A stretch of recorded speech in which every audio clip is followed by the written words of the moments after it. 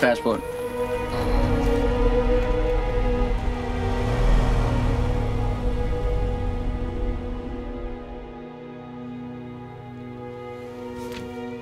Ich gib's gar nicht mehr.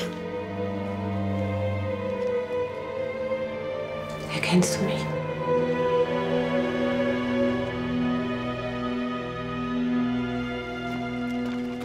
Ich kann nicht nach Palästina.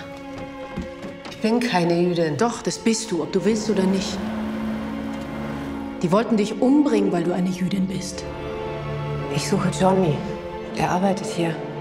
Where are the girls? Something is missing. Wir können Geld verdienen, viel Geld. Sie sehen jemandem sehr ähnlich. Wem? Meiner Frau. Vielleicht lebt sie ja noch. Sie ist tot. Wir wollen Nellie sehen und keine zerstörte Lagerinsassin. Daran arbeiten wir hier.